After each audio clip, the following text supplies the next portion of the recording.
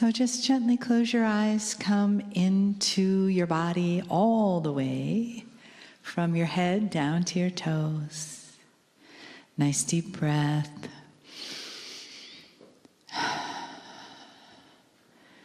And just give yourselves a few moments to open that place inside of you where you store the love. Where do you store your love?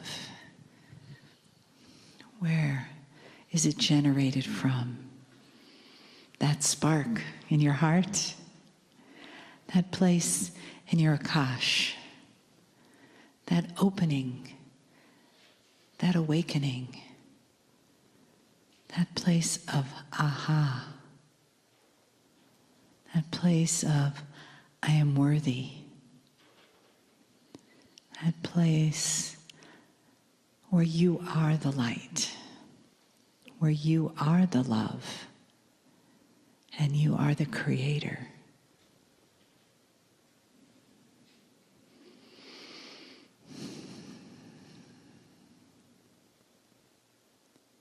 And as you gently resonate with that oneness of you, with the I am, with the divine source and the love that is there, there's an opening created where you can feel and hear, see and touch divine love as it is here for you. Greetings, dear ones. I'm Kryon of Magnetic Service. This is the third channeling in the series of what is called Discovery.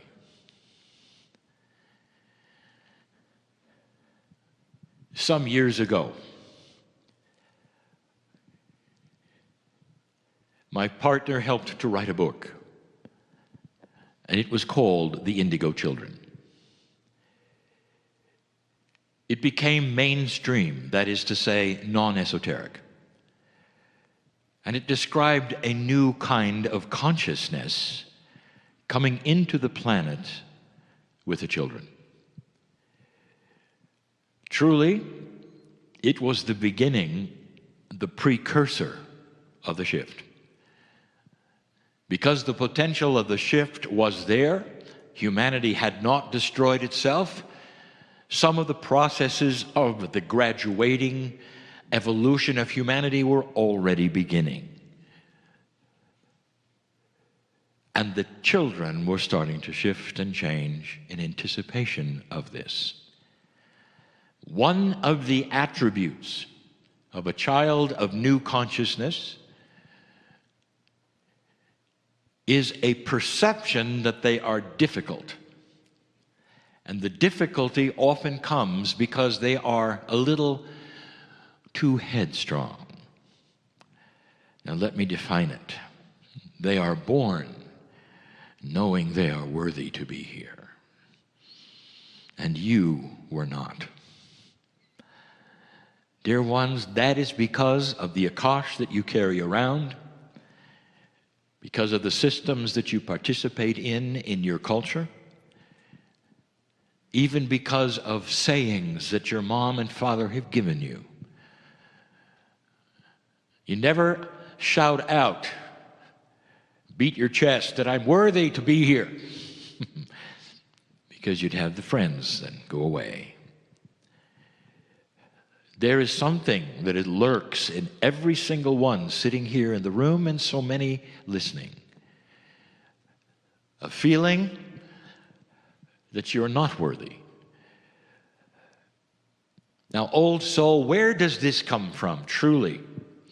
Why would you come into the world and feel perhaps that you weren't worthy to be here? What happens to you, dear light worker, in thousands of lifetimes where at some point in time you awaken to the truth of the beauty and the love of God? What do you do with it? Some of you became shamans, and we have talked about that before. Most of you went into a system that would then create issues later. What system would that be? Do the words priests and nuns mean anything to you? Let me tell you something. If you took a poll right now of light workers on this planet, there would be a disproportionate number of them that were unmarried or had tried to be and it didn't work. And that is the result of taking vows. For many lifetimes, it is a safe place for you to love God. No one is going to look at you in a funny way if you're wearing a certain costume that says, I am spiritual, I am dedicated, I am celibate, and I am a priest, I am a nun, all my life. Suddenly you come into this lifetime, you think that that isn't a residual? You've taken vows, and suddenly they come back at you. One of the vows you take is you're not worthy. You know that, don't you? Only God is worthy, humans are not. You're supposed to grovel before God.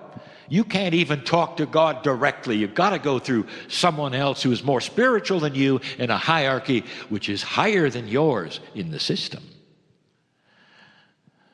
And suddenly you arrive here in this energy, and you are learning not only the love of God that you knew so well, but also that you can talk directly, that God is inside. And here you are, worthy from birth. Some of you motivated directly back to the system that you were part of. And it didn't work. Some of you rebelled against that system because intuitively in the energy you knew it wouldn't work. Some of you have angry family to this day because you walked out of a spiritual system that they have, that they believe in. And they've chased you all their lives. When are you going to come back to the fold? You know, don't you, that if you continue, you're going to go to a horrible place, be burned alive every single day. That's what the love of God is going to do for you. And they believe it. That the God who created things out of pure love and put love into you and compassion into you is going to then judge you. I'll say it again. Judgment is a human condition, not a God condition. And yet it sticks, doesn't it? And so many of you walk paths that are now private. Even still, you don't want many to know. Some of you have come out of the closet, the light worker closet. And you have exposed yourselves, I believe in this or that. And you've lost your friends and your family. I'll say again, you are sitting in family. This is your family. And because of this, in these brief moments, I want to give you an axiom, and then we're going to do something together. The axiom is this: dear ones, the things that are being taught in these days, from the most elementary to the advanced, are not going to be received by you as well unless you cognize something right now, unless you understand something right now. 3 words. I bet you can guess what they are. I am worthy. No matter what you hear from the stage or what those say, no matter what I say, I have to beat down a door, and so do they. The door of unworthiness. How many locks does it have on it today, dear ones? You may say you're ready, but the residual is there in your mind. in your Akashic record that says things can't work this way. And even though you know better, dear human, and feel it and know the truth, the residual often says, you're not worthy. Remember? You're just not worthy. This is not ego. This is truth. To be worthy means that you have been born magnificent because the peace of God is there. And what does magnificent really indicate? It means that you're a compassionate, balanced human being.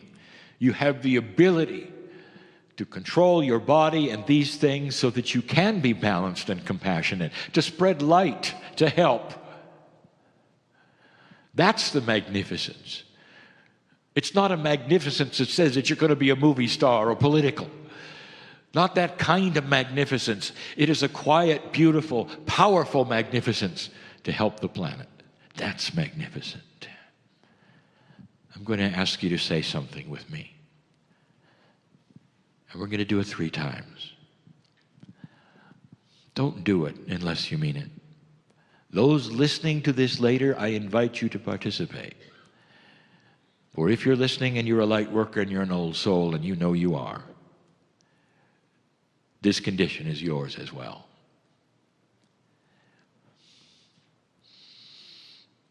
We're going to say the words, I am worthy, together.